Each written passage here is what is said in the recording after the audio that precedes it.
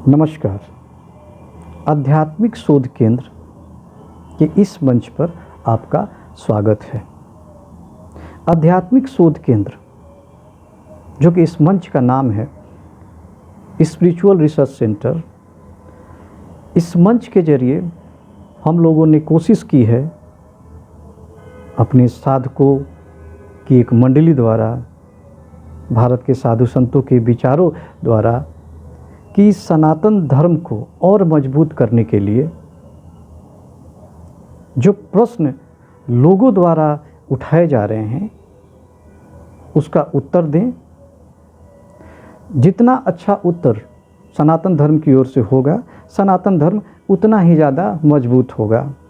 ऐसा सब जगह होता है, चाहे वो देश हो, चाहे वो कंपनी हो, चाहे वो धर्म हो।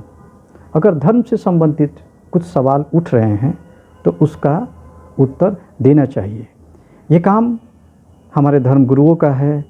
ये काम हर उस सनातन के एक ऊंचे पद पर बैठे हुए साधु संतों का है, जिससे कि लोग मोटिवेट होते हैं, लोग उनकी पूजा अर्चना करते हैं। लोगों में बहुत तरह की भ्रांतियाँ फैल गई हैं, तभी तो अलग अलग विचार, अलग अलग धर्मों का उदय हो रहा है। अभी भारत में ही कितने सारे प्रैक्टिसेस हैं। थी तो पहले सनातन ही। सनातन या सनातनियों का जो प्रश्न है उसका ईमानदारी पूर्वक जवाब देने की कोशिश आध्यात्मिक शोध केंद्र यानी कि स्पिरिचुअल रिसर्च सेंटर का है। स्पिरिचुअल रिसर्च सेंटर बहुत सारे साधु संत अपने साधकों द्वारा की हुई रिसर्च पर प्रश्नों का उत्तर देगी। उत्तर सनातन धर्म को और ही मजबूत करेगी, ऐसा आध्यात्मिक शोध केंद्र का अपना मत है। प्रश्नों की इस कड़ी में हम लोग शुरू करते हैं प्रश्नावली से कि कैसे कैसे प्रश्न हमारे पास आए हैं।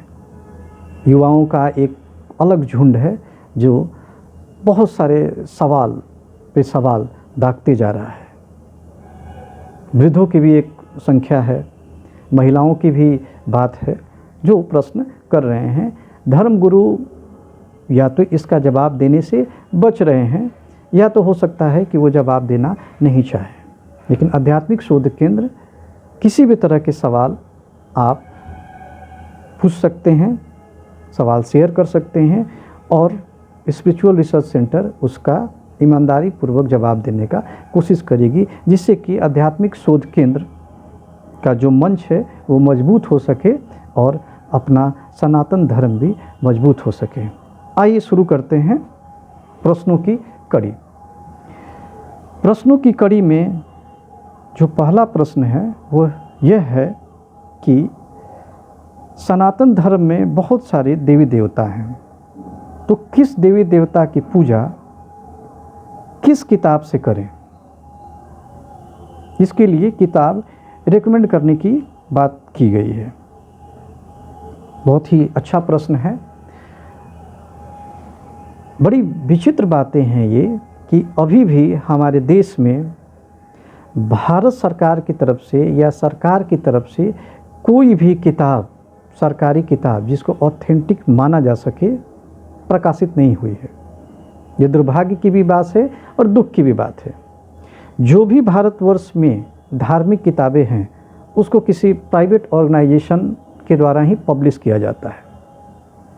होता क्या है कि जब भी कोई प्राइवेट पब्लिकेशन पब्लिश करती है तो उसे देखकर एक और पब्लिकेशन उस चीज़ को, उस किताब को प्रकाशित करती है, कुछ ऐड ऑन करती है, कुछ अपने भी विचार उसमें थोप देती है। भारत सरकार की तरफ से इस पर कोई गाइडलाइन नहीं है। तो जो भी ये प्रश्न है कि किस किताब को हम पढ़ें, ये बहुत ज़रूरी बातें हैं। मैं आध्यात्मिक शोध केंद्र की तरफ से किसी भी प्रकाशन का नाम नहीं लूँगा, और इसके लिए हमने भारत सरकार में भारत के प्रधानमंत्री, गृह मंत्री, चूँकि हम लोग बिहार में हैं तो बिहार के मुख्यमंत्री को भी एक लेटर आध्यात्मिक शोध केंद्र की तरफ से लिखी गई है कि कम से कम धार्मिक किताबों का एक प्रकाशन हो जिसको लोग ऑथेंटिक समझ सके। अब जब भी हम अभी हनुमान चालीसा की किताबें पढ़ रहे हैं, सुंदरकांड पढ़ रहे हैं, रामायण पढ़ रहे हैं, महाभारत पढ़ रहे हैं, किसी को भारत सरकार ने अभी ऐसी कोई मान्यता नहीं दी है कि यही किताब सही है, ऑथेंटिक है या आप पढ़िए। जबकि भारत सरकार द्वारा या भारतीयों द्वारा पूरी की पूरी पूजा पद्धति इसी पर आधारित है। तो मेरा आपका जो प्रश्न है उस प्रश्न पर स्पिरिचुअल रिसर्च सेंटर आध्यात्मिक शोध केंद्र का पहले से ही एक मत है कि सरकार जो है एक अपने तरफ से पुस्तक, धार्मिक पुस्तकें हों चाहे वो किसी भी धर्म के हों, प्रकाशित करने चाहिए। क्योंकि हम लोग सनातन धर्म से हैं, तो सनातन धर्म के लिए जो भी किताबें हैं, रामायण हो, महाभारत हो, दुर्गा सप्तशती हो, इसके लिए एक सरकारी प्रकाशन हो, ऐसा हमारी सरकार से डिमांड है, हमारी मांग है। और इस मुहिम को हम लोग और भी तेज करेंगे और आशा है कि सरकार जल्दी ही इस बात को सुनेगी। पहला प्रश्न जो है वो स्पिरिचुअल रिसर्च सेंटर में, चूँकि इस बारे में गहन अध्ययन हो चुका है, तो ये जो आपका प्रश्न है बहुत ही खूबसूरत प्रश्न है। आध्यात्मिक शोध केंद्र की तरफ से जवाब यही होगा कि आप खुद ही पुस्तक को देखें और अपने विचार से जो भी अच्छे प्रकाशन हो उसकी किताबें लें, जिसकी मतलब बहुत जगह मान्यताएं हो, बहुत सारे लोग मानते हो, वहीं जाकर उस किताब को खरीदें। आप नॉर्मल किताबें जो कहीं बिकती होंगी ऐसे ही उनको नहीं लें, एक अच्छी प्रकाशन की किताब लें। दूसरा प्रश्न है कि बहुत सारे कथावाचक हैं जो, और बहुत अच्छे अच्छे संत जो हैं, वो मंच से मंत्र बोल रहे हैं, यह कहाँ तक सही है?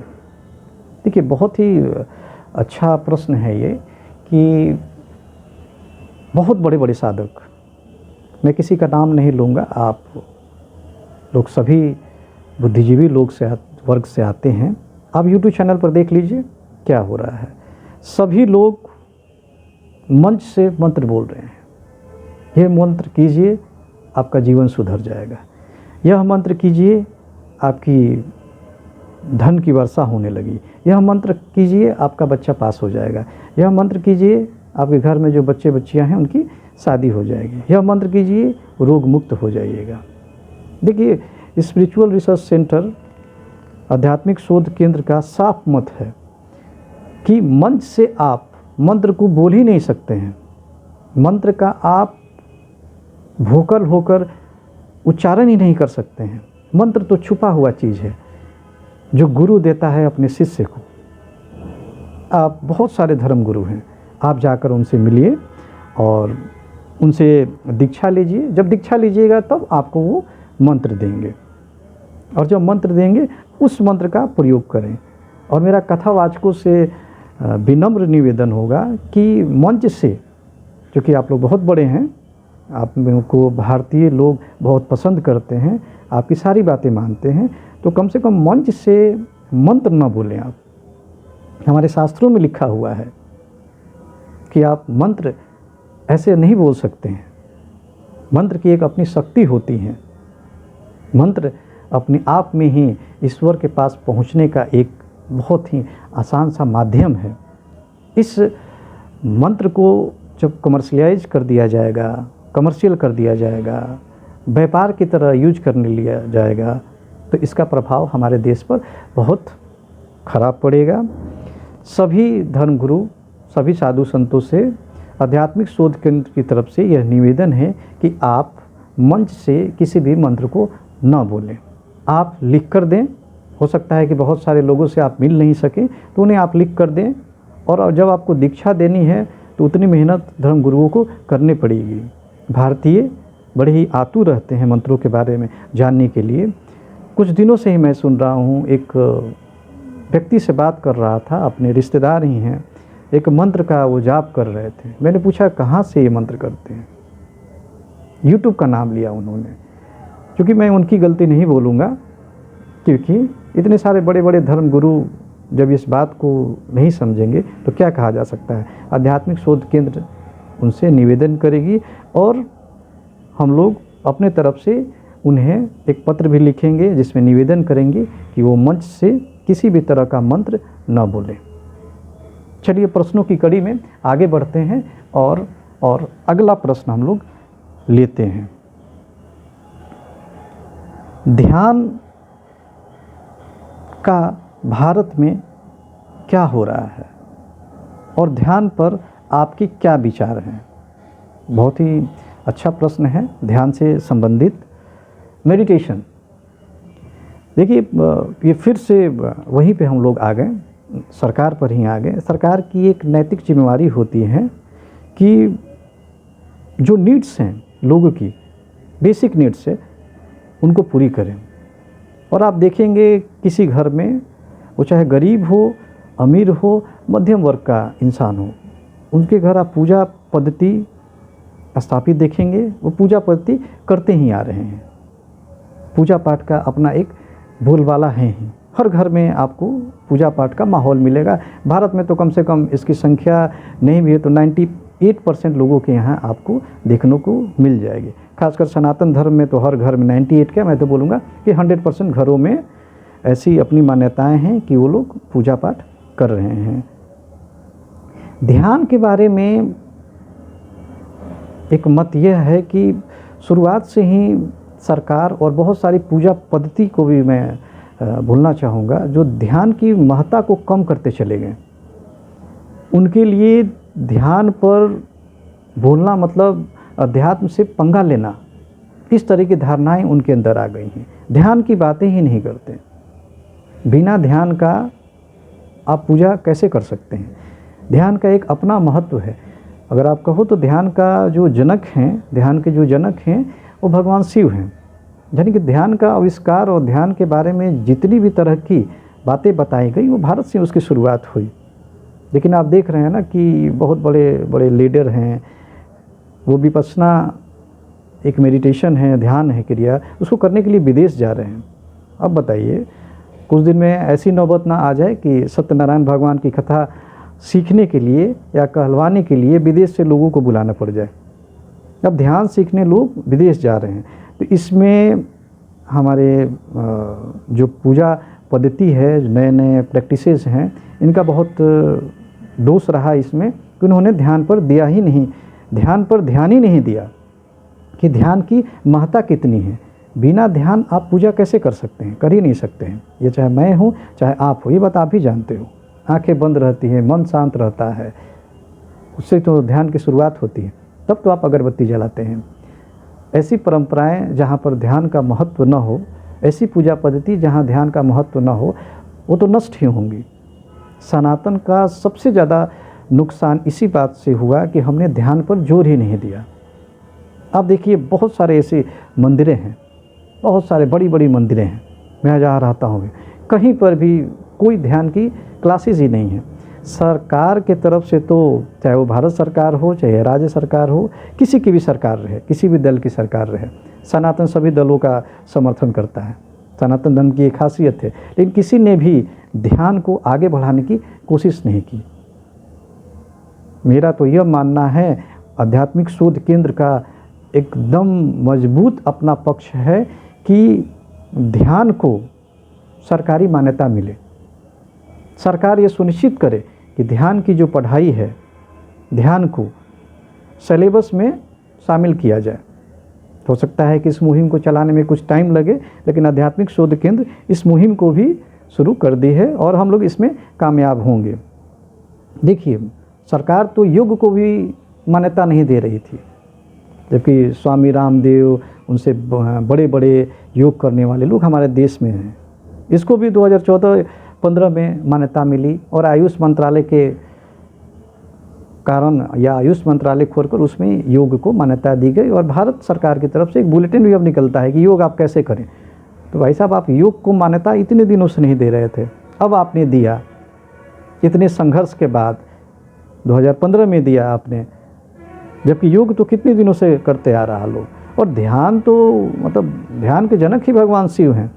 हमारे यहाँ कितने कितने महापुरुष हुए जिन्होंने ध्यान के बारे में अच्छे अच्छे व्याख्यान दिए हैं, अच्छी अच्छी पुस्तकें हैं, तो सरकार को इस पर इनिशिएटिव लेना चाहिए कि ध्यान हर जगह कराई जाए, उसकी कक्षाएं खोली जाएं, जिससे लोगों का जो मानसिक स्थिति है उसमें काफ़ी हद तक सुधार आए, लोगों को एक बूस्टअप मिले, लोग अच्छे से मेडिटेट हों, उनको मोटिवेशन मिले, वो अच्छे से अपनी जीवन पद्धति को जी सकें, और साथ साथ सनातन धर्म भी बहुत ज़्यादा मजबूत हो, क्योंकि इसमें ध्यान की प्रधानता होगी।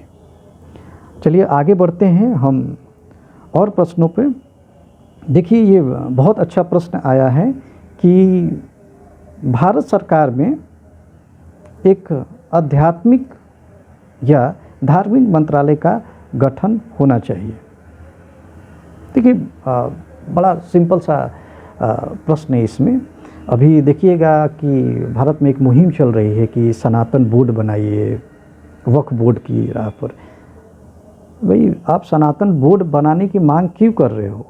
आप बोलते हो कि भारत हिंदू राष्ट्र बने, आप बोलते हो कि भारत एक धार्मिक देश है, भारत एक आध्यात्मिक देश है, तो आप सनातन बोर्ड क्यों बनाना चाह रहे हो? आप सीधे ही भारत सरकार के मंत्रालय में आध्यात्मिक मंत्रालय या धार्मिक मंत्रालय का बनाने के लिए क्यों नहीं जोर डाल रहे हो? क्यों नहीं उनसे आग्रह कर रहे हो कि भारत में उसके मंत्रालय में एक धार्मिक मंत्रालय होने चाहिए, और जितने भी भारत के स्टेट हैं उनके भी मंत्रालय में एक धार्मिक मंत्रालय या आध्यात्मिक मंत्रालय होना चाहिए। धर्म और अध्यात्म भारत का ज्ञान बिंदु है। भारत वर्ष का नाम अध्यात्म से ही है, ध्यान से ही है, धर्म से ही है। भारतवर्ष को और किसी चीज़ के लिए नहीं जाना जाता है। अगर आप शुरुआत से लेकर अभी तक के पूरे इतिहास खंगाल लो तो भारत को आध्यात्मिक देश ही कहा जाता है। तो जो देश आध्यात्मिक है, आप हिंदू राष्ट्र की बात करते हो, तो आप नीचे पैदान की तरफ क्यों जा रहे हो कि सनातन बोर्ड बना दिया जाए? वैसा इसलिए कि किसी ने वक्फ बोर्ड बना लिया, ये तो नकल हो गई। तो मेरा सभी सनातन मानने वाले लोगों से, धर्मगुरुओं से, सभी लोगों से मेरा यह कहना है, आध्यात्मिक शोध केंद्र की तरफ से, स्पिरिचुअल रिसर्च सेंटर की तरफ से बहुत सारे लोगों को ये लेटर भी लिखा जा चुका है कि भारतीय मंत्रालय में आध्यात्मिक शोध केंद्र और या धार्मिक शोध केंद्र का एक अपना मंत्रालय हो, एक होना चाहिए, जिससे कि उसमें गाइडलाइन बन सके और लोगों तक ऑथेंटिक बातें अच्छी तरीके से पहुंच सके। और धार्मिक मंत्रालय और आध्यात्मिक मंत्रालय ऐसा नहीं कि एक सनातन का ही हो, आप सभी धर्मों को सम्मिलित करके बना दो एक धार्मिक मंत्रालय। धार्मिक मंत्रालय बनाने के लिए जो भी हमारी मान्यताएं हैं उसके लिए आप कमेटी बना दो सभी राज्यों में साधु संतों की, साधु संत अपनी रिपोर्ट पेश करे उस, और सब मिलकर उस मंत्रालय का गठन करने में अपना योगदान दें। बहुत ही अच्छा प्रश्न था ये। आध्यात्मिक शोध केंद्र की तरफ से ये बहुत सारे लोगों को लेटर लिखी जा चुकी है और हमारा इसमें मुहिम भी चल रहा है। इस मुहिम से जुड़ने के लिए आप स्क्रीन पर दिए हुए व्हाट्सएप नंबर से कांटेक्ट कर सकते हैं और बात कर सकते हैं। हम लोग मुहिम का हिस्सा होकर सनातन धर्म को मजबूत करने की दिशा में आगे बढ़ेंगे। आगे बहुत ही अच्छा एक और प्रश्न मिला कि इस पर एक रिसर्च सेंटर ही बनाया जाए ध्यान पे, पूजा पद्धति पर। नहीं, बिल्कुल सही बात है कि एक जैसे हमारे वैज्ञानिक हैं, किसी भी चीज़ को रिसर्च करने के लिए अपने पास भाभा सेंटर है, बहुत सारे अनुसंधान हैं, इसरो है अपने पास, तो वो साइंटिफिक चीज़ों पे रिसर्च कर रही है। तो क्यों ना भारत एक धार्मिक देश रहे। भारत में ईश्वर को मानने वाले इतने सारे लोग हैं, सारे सनातन धर्म के लोग में के घर में पूजा पद्धति की जाती हैं, पूजा की जाती हैं, आरती की जाती हैं। मंदिर बनाने के लिए हमारे देश में क्या क्या हुआ ये किसी से छुपा नहीं है। तो क्यों ना एक स्पिरिचुअल रिसर्च सेंटर बनाया जाए जहाँ पर यह रिसर्च हो कि हाँ, किन बातों पर भारत राष्ट्र को, उसकी अखंडता को मजबूत किया जा सके। पूजा पद्धति को उसमें शामिल किया जाए, साधकों को शामिल किया जाए, साधु संतों को शामिल किया जाए।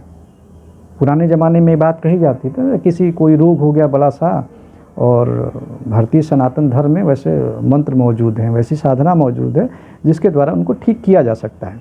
तो फिर हम दूर क्यों भागें? क्यों न इस पर एक भारत सरकार से पहल कर एक रिसर्च सेंटर चलाया जाए, रिसर्च सेंटर खोला जाए, भारत सरकार उसमें मदद करे, आम लोग भी उस मदद करें। आध्यात्मिक शोध केंद्र इस पर भी एक अपना मुहिम चला रही है। जैसा कि मैंने बोला, स्क्रीन पर नंबर चल रहा है, आप इस मुहिम से जुड़ें, अपना श्रम दान दें।